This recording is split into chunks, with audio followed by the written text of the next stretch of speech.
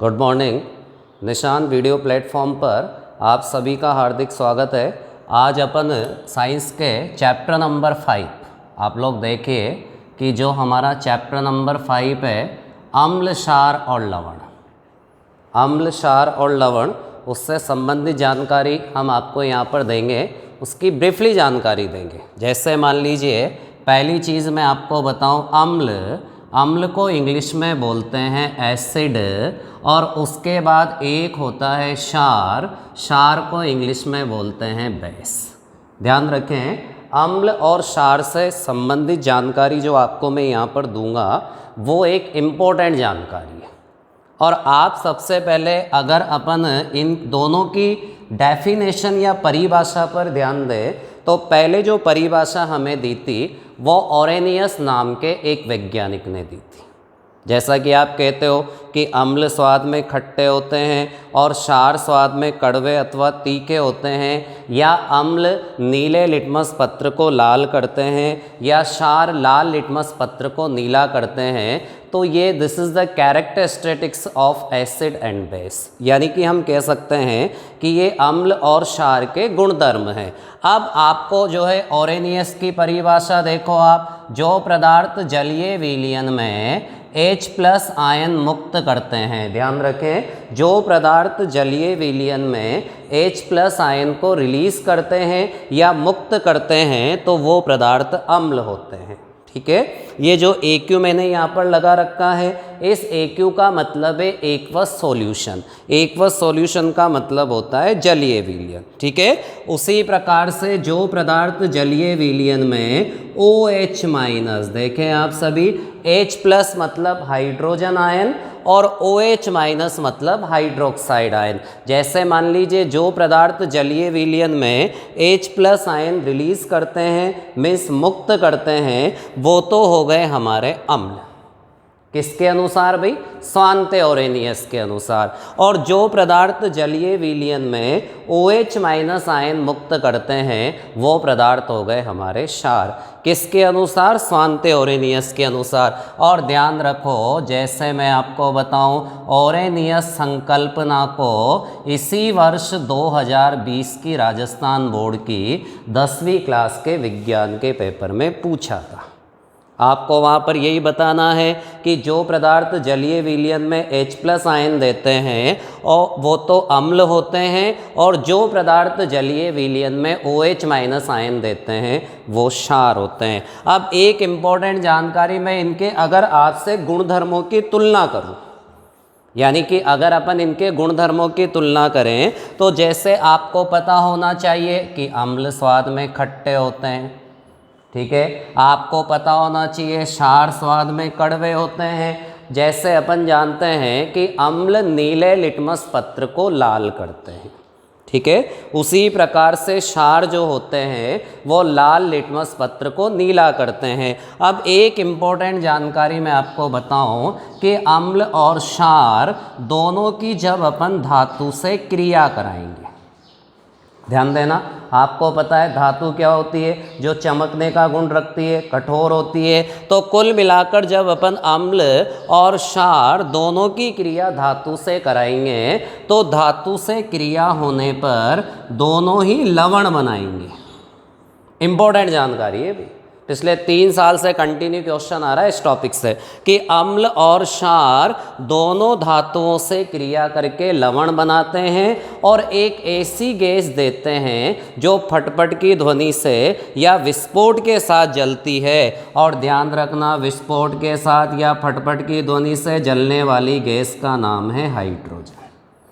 यानी कि अपन कह सकते हैं कि धातु अम्ल या अम्ल धातु से या क्षार धातु से क्रिया करके लवण बनाते हैं और हाइड्रोजन गैस का उत्सर्जन करते हैं। अब इस हाइड्रोजन गैस का आइडेंटिफिकेशन कैसे करोगे आप? इस हाइड्रोजन गैस की पहचान कैसे करोगे?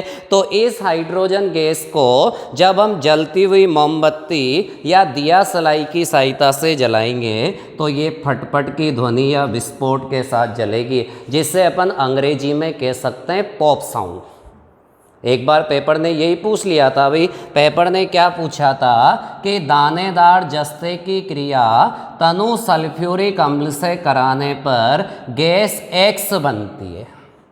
देखो पेपर ने कैसे पूछा था, जस्ते की क्रिया सल्फ्यूरिक अम्ल से कराने पर गैस X बनती है, तो गैस X का नाम, गैस X की पहचान और साथ में अभिक्रिया की समीकरण। कुल मिलाकर गैस X का नाम लिखना था हाइड्रोजन H2।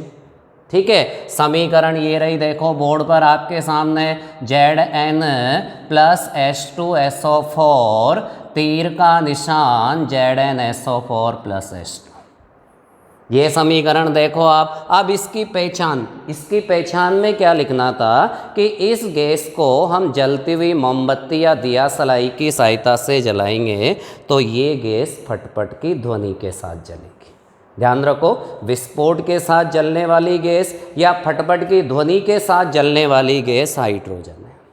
ध्यान रखो, हाइड्रोजन गैस ज्वलनशील है, इनफ्लेमेबल जिसे अपन अंग्रेजी में बोले, यानी कि ये खुद जलती है, पदार्थों को जलाने में सहायक नहीं होती है। जबकि अपन ऑक्सीजन की बात करें तो ऑक्सीजन खुद नहीं जलती पर पदार्थों को जलाने में सहायक होती है। तो ये हाइड्रोजन आप देखो, जैसे अपन देखें यहाँ पर, अब एक हमारे दैनिक जीवन से संबंधित जानकारी है, आपको पता होना चाहिए अपने घरों के अंदर हमारी माता जी कभी भी पीतल और तांबे के बर्तनों में दही और खट्टे पदार्थों को नहीं रखती। कभी भी पीतल और तांबे के बर्तनों में दही और खट्टे पदार्थों को नहीं रखा जाता। तो उसका जो कारण है ना, वो अम्ल की धातु से क्रिया से ही है। क्योंकि ध्यान रखो, पीतल और तांबा दोनों धातु है, और पीतल और तांबा जो धातु है, दही और खट्टे पदार्थों में अम्ल उपस्थित होता है। आपको पता है जैसे दही में लैक्टिक अम्ल होता है। ठीक है, तो अपन कह सकते हैं कि जब वो पीतल और तांबे को, दही और खट्टे पदार्थों को पीतल और तांबे के बर्तनों में रखा जाएगा तो वो अम्ल धातु से क्रिया करेंगे और धातु से क्रिया करके विषैले लवण बना देंगे। ध्यान रखना, जैसे दही और खट्टे पदार्थों को अपन ने पीतल और तांबे के बर्तनों में रख दिया तो पीतल और तांबा धातु है। ठीक है, धातु आपके उन अम्लों से क्रिया करेंगे और विषैले या जहरीले लवण बना देंगे, जिससे हमारे वो दही और खट्टे पदार्थ जो है विषैले हो जाएंगे। ध्यान रखना, ये कॉमन क्वेश्चन है हमारी किताब के अंदर, चैप्टर नंबर 5 में पीछे प्रश्न भी है कि पीतल और तांबे के बर्तनों में कभी भी दही और खट्टे पदार्थों को क्यों नहीं रखना चाहिए। तो इसकी जानकारी आपको यहाँ से ही देनी है। मैं आपको एक इम्पॉर्टेंट जानकारी और बताता हूँ, जरा ध्यान से देखिएगा भाई, कि अम्ल जो होते हैं, जैसे मान लीजिए अम्ल और क्षार से संबंधित जानकारी ये है कि दोनों ही विद्युत के सुचालक होते हैं, दोनों के जलीय विलयन, दोनों के जलीय विलयन विद्युत के सुचालक होते हैं। यानी कि उनको अपन पानी में घोलेंगे तो उनके अंदर करंट फ्लो हो जाएगा। कैसे करंट फ्लो होगा, तो जैसे मान लीजिए हमने HCl को पानी में घोला तो ये पानी में H+ आयन मुक्त कर देगा। ठीक है, अम्ल को पानी में घोलते तुरंत वो H+ आयन रिलीज कर देगा। और हम क्षार को पानी में घोल रहे हैं, जैसे NaOH, AQ मतलब जलीय विलयन, तो ये पानी के अंदर घुलते तत्काल Na+ और OH- आयन रिलीज कर देगा। अब आप देखो, यहाँ भी आयन, इस जलीय विलयन में भी आयन उपस्थित हो गए, इस जलीय विलयन में भी आयन उपस्थित हो गए, और यही कारण है कि उन आयनों के कारण अम्ल और क्षार दोनों के जलीय विलयन में विद्युत धारा का प्रवाह हो जाएगा।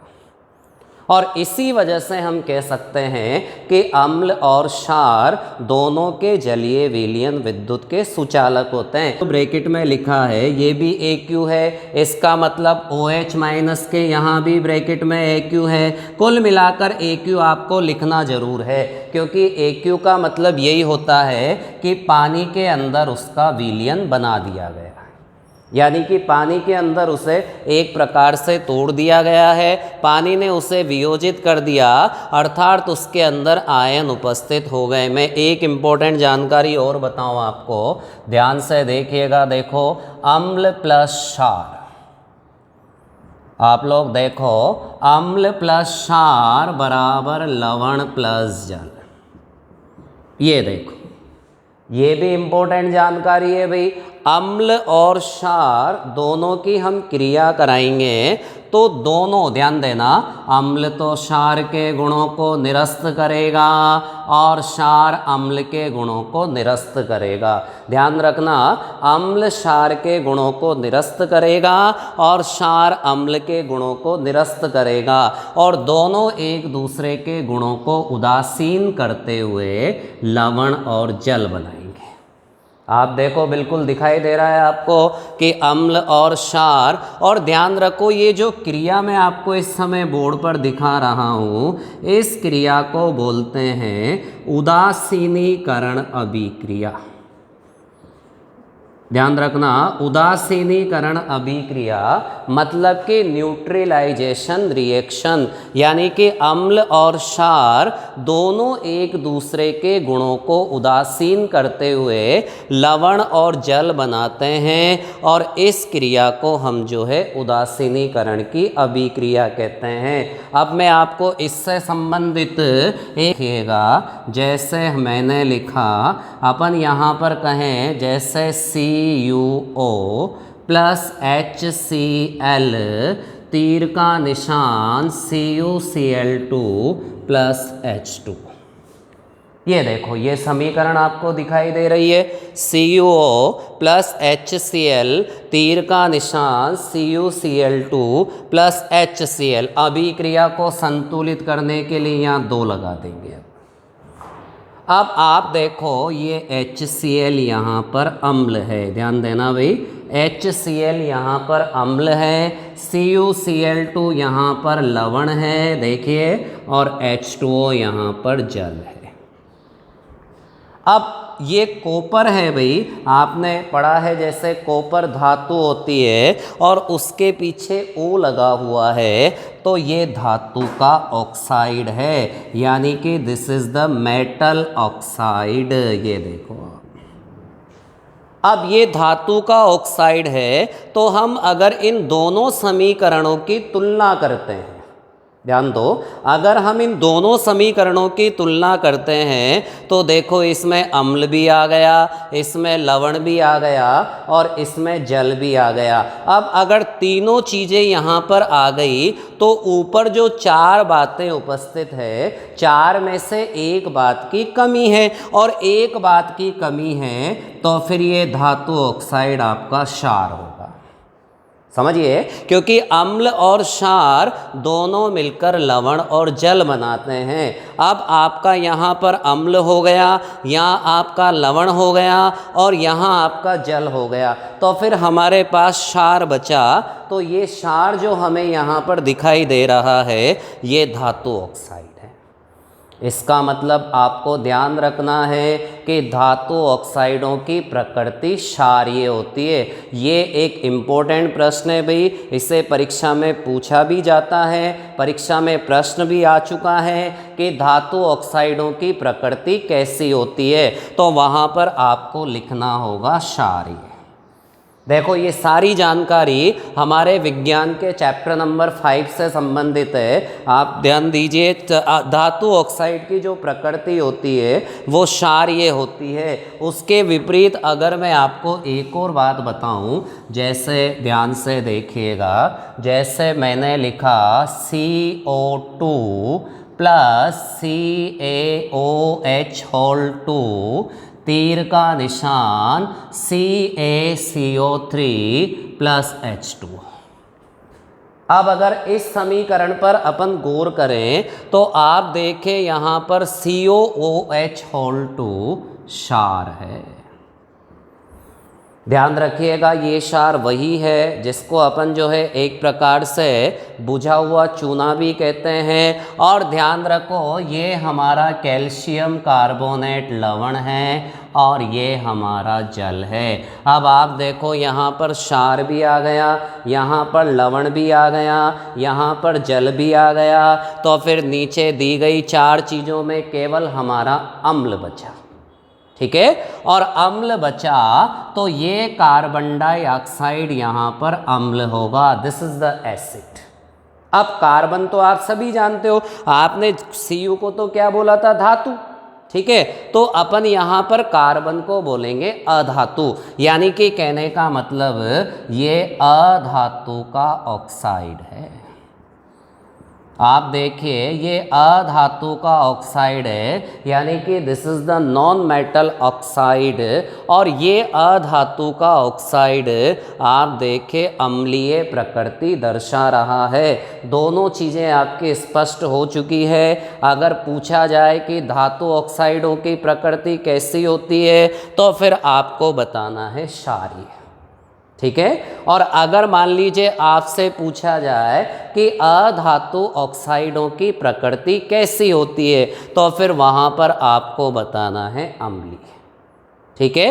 अब एक गुणधर्म और हमारे सामने आ गया कि धातु ऑक्साइड अम्लों से या अम्ल धातु ऑक्साइडों से क्रिया करके लवण और जल बनाते हैं, ठीक है। उसी प्रकार से जो हमारे पास है कि क्षार, देखो क्षार अधातु ऑक्साइडों से क्रिया करके लवण और जल बनाते हैं। मैंने आपको क्या क्या बताया, पहले बताया कि अम्ल स्वाद में खट्टे होते हैं, ठीक है, और क्षार स्वाद में कड़वे अथवा तीखे होते हैं। फिर बताया कि अम्ल नीले लिटमस पत्र को लाल करते हैं और क्षार लाल लिटमस पत्र को नीला करते हैं। फिर बताया अम्ल और क्षार दोनों ही धातुओं से क्रिया करते हैं और क्रिया करके लवण बनाते हैं और लवण बनाकर हाइड्रोजन गैस का उत्सर्जन करते हैं। अब मैंने आपको देखो डियर स्टूडेंट्स, हमारे निशान वीडियो प्लेटफॉर्म के अंदर यूट्यूब चैनल भी हमने दिया है। रुद्रेश तिवारी जो हमारा निशान क्लासेस से यूट्यूब चैनल है उसको आप ज़्यादा से ज़्यादा सब्सक्राइब करें, और 11th-12th के जो हमारे वीडियो हैं वो भी आप ज़्यादा से ज़्यादा देखें। इंग्लिश मीडियम और हिंदी मीडियम दोनों के वीडियो हमारे पास हैं, जो यूट्यूब चैनल पर आपको सर्च करोगे तो मिल जाएगा।